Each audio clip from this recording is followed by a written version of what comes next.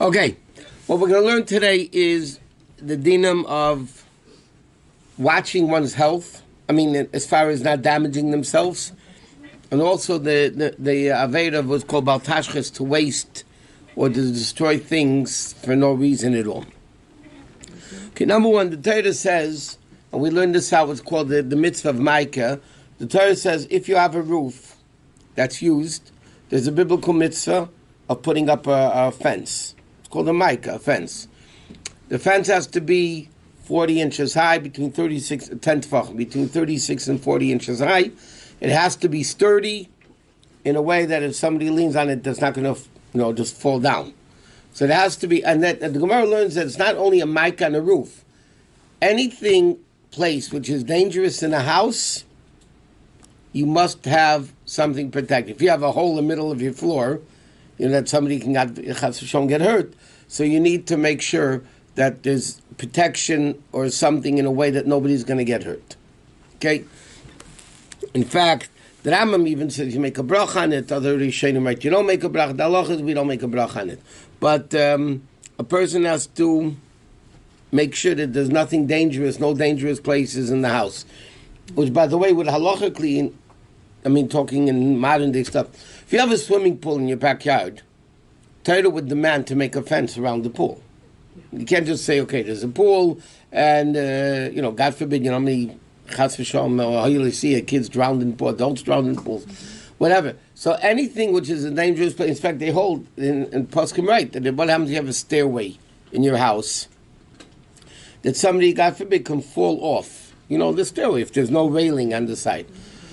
It's actually a biblical mitzvah to make a railing or some type of protection that somebody shouldn't come to fall. Okay? And if you don't, by the way, you're transgressing a negative commandment and a positive commandment. Torah says you have to make the Micah and you shouldn't put blood in your house. So anytime you don't do what you're supposed to be doing, this thing, or making a protection, you're transgressing positive and a negative mitzvah. Let's say somebody has, years ago, they used to have a pit, they used to have a water pit or whatever it is. You have a pit in your backyard, front yard, whatever it may be, you need to have a Micah. And either you cover it, in a way that nobody can fall in, or you have to make a fence, 10 tefachim high, that nobody should get hurt. Okay, for instance, if you have, by the way, it's interesting, halacha. The Gemara says, in fact, the Gemara says the person who does it is cursed. If somebody raised megadol, it means actually you have a wild dog in your house. Okay, the Gemara says you're cursed and you're not allowed to do it because it's a dangerous situation. I'm talking about a wild, dangerous dog. That's so halacha says you're not allowed to. Or if somebody has a shaky ladder, they have a ladder in their backyard, whatever. That's not a good, safe ladder, you're not allowed to have it. Some people have dogs for protection. Yeah, but you have to make sure they're not dogs that are going to hurt somebody else. That's all point. That's the point. But it's not a stam a dog that would just even turn on its master or turn something like that. That's not called kelavra, because that's done for a purpose, to protect them. It's interesting. Years ago, in the houses in Europe, they all had a cat and a rooster. All the houses in the Stadt, the cat for the mice and the rooster to wake them up in the morning. Yeah. In fact, when Handel Lieberman, the Mendel Futterfass's brother, the famous Chabad artist, he once drew a picture many, many, many years ago. And he brought it in about a shtetl picture, a kid by a table learning, whatever it was in the house. And the Rebbe said to him, "Where's the cats? And where's the cat and where's the rooster?" That's cute. And therefore, all his pictures afterwards always had a cat and a rooster in the picture. But the Rebbe said, so years ago, people had those things to, not protection, but the cat was take care of them. Practical. All the bakeries in New York, by the way, have a cat that lives on premises, that walks and there's no rats because the cat being there's no rats. They smell it. They don't bother coming. Okay. Now, In fact, there's an interesting thing. If somebody is allowed to endanger his life if it's needed. For instance, in halachot it says if there's a caravan going out, traveling through the desert. Now, normally a desert is a dangerous place. That's where you bench goimel. I'm talking about yesteryear. So the shaila in halacha is if somebody really needs to go, are they allowed to endanger their life to go in a place if it's for a need?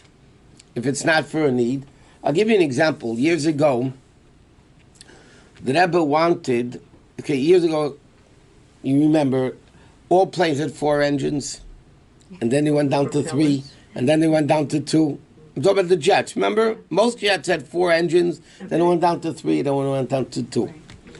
So the Rebbe didn't want people to go on planes without 4 engines. There was a time that it was clawed right off from the Rebbe that the plane after 4 engines. I remember we were at Bachrim, and then they started what's called Youth Fair in America, that if you were a student and there's standby, so it was half price of a regular ticket. So inevitably, we were in Chicago. We used to go Chicago to New York, New York to Chicago. So it was cheaper than the bus ride. We went normally by bus, Greyhound bus, 16 and a half hours. We went crazy. Chicago to New York to Chicago. And then it came up to Youth Fair. And it was ended up to be cheaper to go by plane than to go by bus.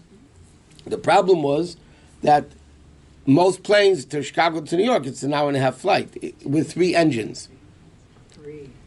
So when we were traveling, one of my older brothers wrote that into the Rebbe for us, and asked the Rebbe that because we know that the Rebbe wanted 4 engines, but most of the planes today are 3 engine, is it okay for us to go on a 3-engine plane? The Rebbe answered, because most planes today are 3 engine, you could.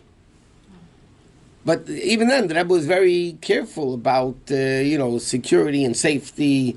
The Rebbe gave out a Hurrah years ago when they're in the Steingedacht, always summertime, there's a lot of car accidents in the mountains and all over the place.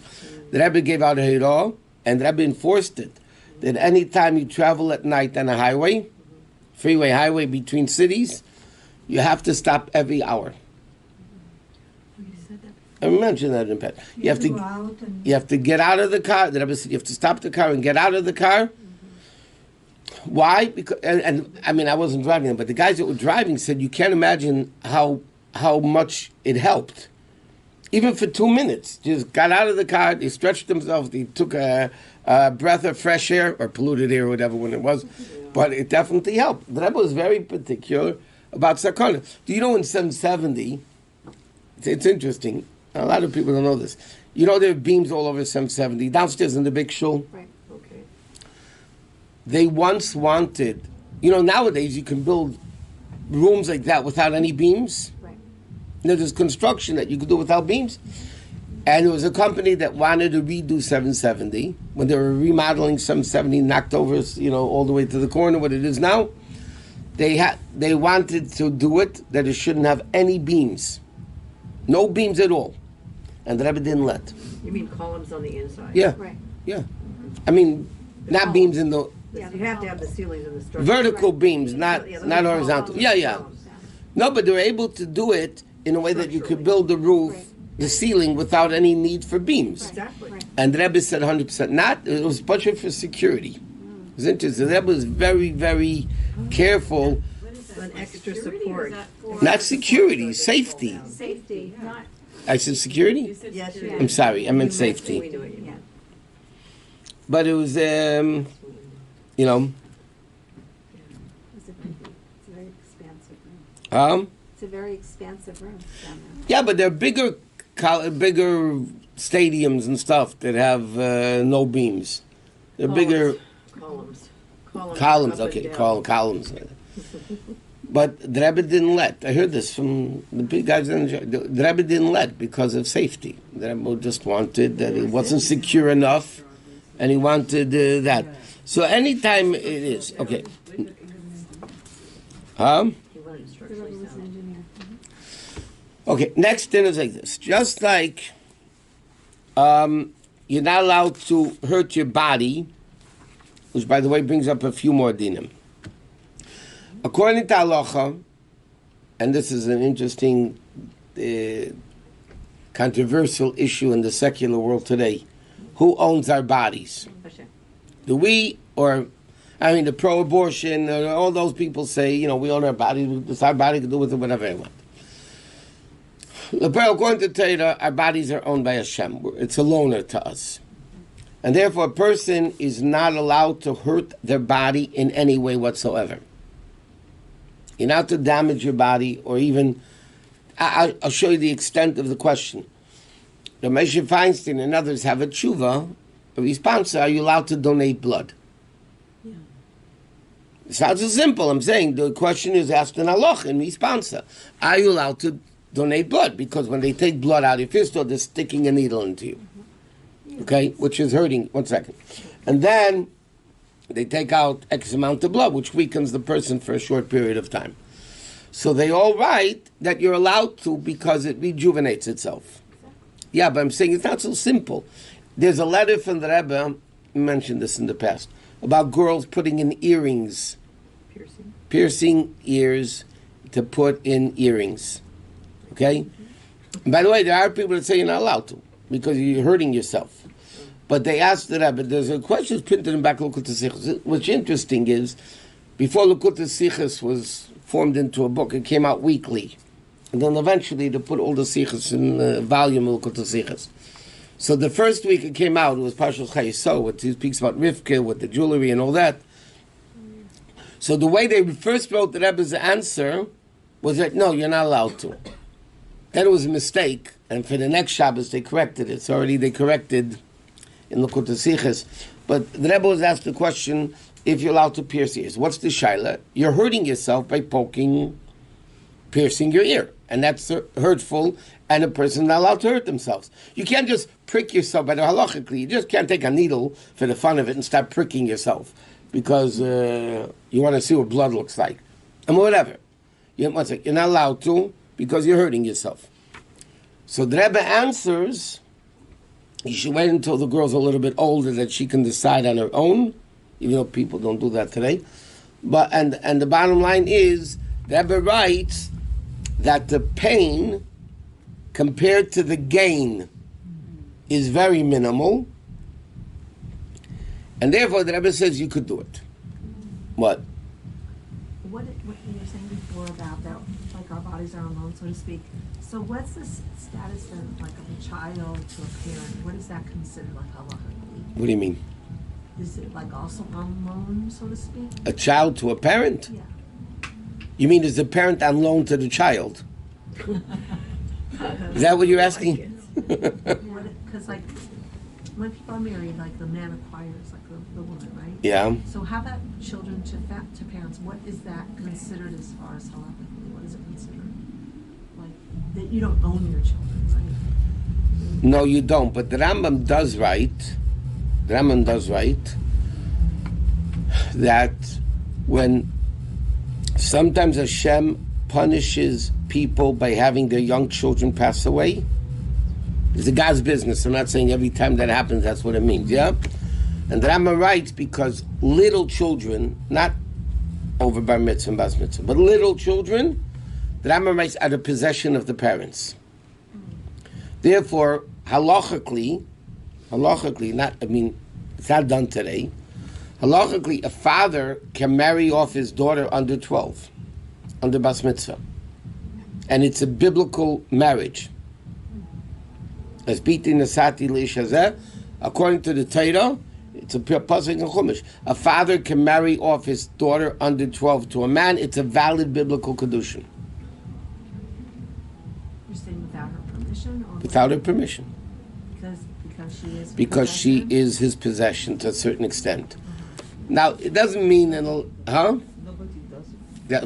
Was that because it was a long time ago and people died young? People used to marry off their kids young in the olden days for a very simple reason. They couldn't afford to take care of them. People had no money. It wasn't like today, right? They had no money, and people would marry off their kids. Girls, not boys. You can't marry off a boy under bar mitzvah. They would marry them off to men who were able to take care of them. A father could sell his daughter as a slave, Amivriya, right? The Jewish maidservant. He would be allowed to sell his daughter under bas mitzvah. Okay, but that's it's still not like people think I own you. I mean, a husband doesn't own his wife either. By the way, they might think they do, but the women don't think so. Okay, so now because of this, all these surgeries that are unnecessary to do. I mean, unnecessary for health. I don't mean elective. No, a lot of elective surgeries are health. I'm talking about plastic surgery, cosmetic surgery, right?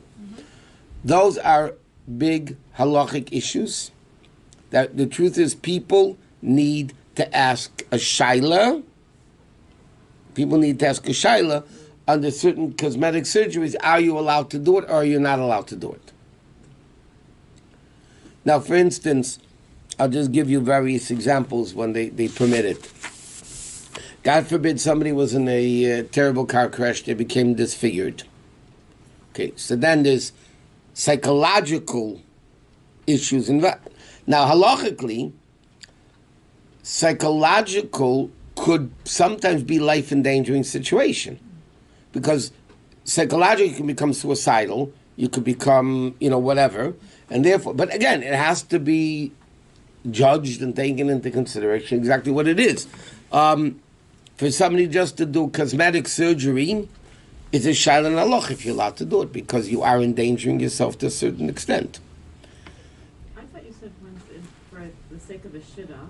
Oh, so again, if it's sake for a shidduch, and somebody feels it's not going, so then, what I'm saying, they need to ask a shayla. Right. I'm not saying it's always forbidden. I'm not saying it's always permitted either. But I'm just saying it is a halachic issue that needs to be decided by halacha if you're allowed to do it or you're not allowed to do it, because sometimes you wouldn't be allowed to do it. I'll give you a simple example. I mean, okay, a married woman, so there's not an issue with a shidduch, right? They don't like their nose. Good, what else is new? They don't like their nose, so they want to do it, yeah? It's not so simple that halachically you could do it. If the husband doesn't care, the kids don't care. I mean, why? So if it's really bad, you know what I mean? So again, I'm not saying it's always forbidden, but the question has to be asked if somebody would be allowed to do it. What's the issue with Because embarrassment, shame, embarrassment is also considered pain. Sometimes pain. The issue with contacts, it depends who, what, when, where. Rabbi Shusterman, before you go to contact, can I ask you about that? Will it be depending in minhag maken? If what? A nose done. Because in Argentina, for example, it is normal. A girl gets to 17, 18, nose job. Everybody. It doesn't look better, by the way, necessarily. Yeah, they all do it, I don't know. Huh? I've seen many people that have been, changed. No, like For the worse. It's like what No, it looks everybody good. does in that country. Most of the time it looks better. It's nothing to do with minhag hamokim. It might help out in the halachic decision because it's common, and it's not a lot of things were perfected. Surgeries today are much safer than surgeries were in the olden times. Anytime a person goes under total anesthesia, by the way, is a halachic question. I'm not talking when they must, that's no shaila. But even, I don't know if we're not going to get there today or whatever it is. But l'mashal, is somebody allowed to do surgery if there's a certain percentage that they won't make it through the surgery? Doctors say, this happens very often, by the way. Doctors say the person needs surgery. Yeah? But there's a big chance they won't survive the surgery. This is not an uncommon shaila, by the way. When I'm dealing with doctors, the doctor says, if you don't do the surgery, God forbid you'll die, let's say, in a month. Yeah? If you do the surgery, you might die under the knife. Right. But if it's successful, you can live for years. Okay, so now it's a halachic issue. fact, they talk about this in these things, by the way.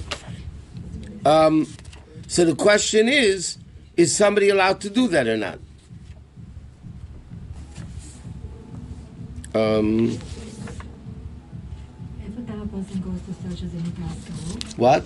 Every time a person goes to surgery, they need to ask the roof.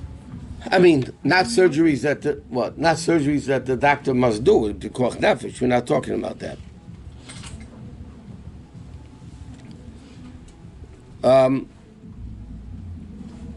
Okay, so they write in the poskim, they bring down Shvus Yaakov, and a lot of poskim write that if there's, again, it also depends on the percentage. If the doctor says 90% you won't survive, 10% you will, then obviously you don't do it. But if the doctor says 70% chance you'll survive, 30%, then it's a different story. Generally speaking, I know I once had to do a minor surgery. I was a bacher, and I wrote to the Rebbe, and the Rebbe told me, it was a hernia surgery, by the way, and the Rebbe told me, Eskarov.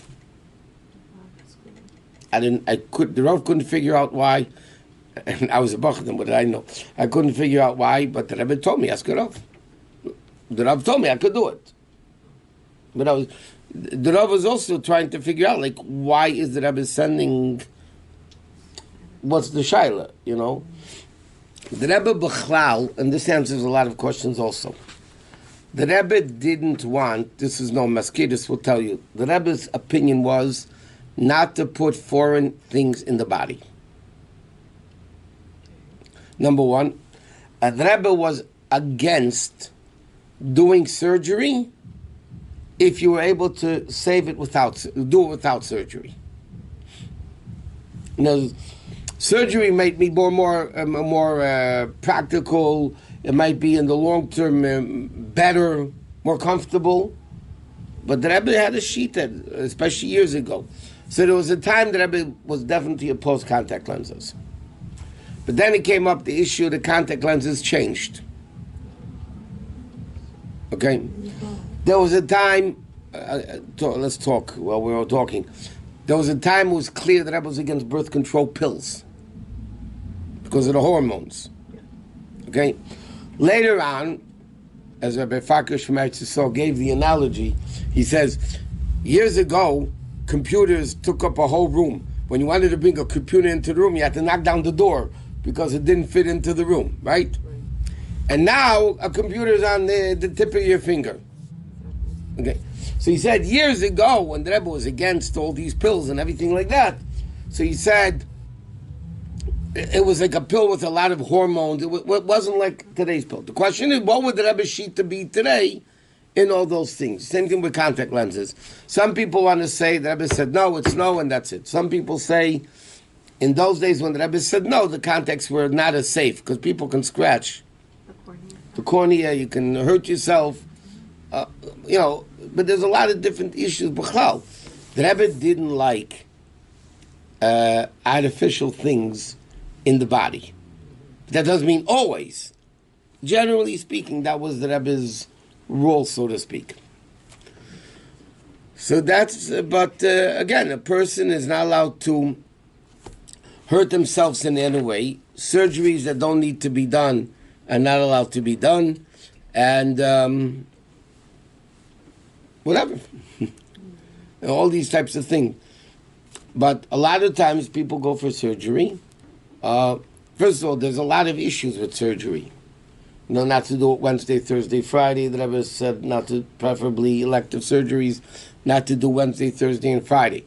But that also is different if it's today most, see, when the Rebbe came out with that sicha, surgeries, when you had a surgery, no matter what it was, you stayed in the hospital a few days. So then the Rebbe was speaking about you're in the hospital over Shabbos, they do Chil Shabbos, that's not even necessary. You know, they take, every 10 minutes they take your temperature, or they take your blood pressure, or they take blood. This is all Chil Shabbos, and it's just routine. It's not something you have to do.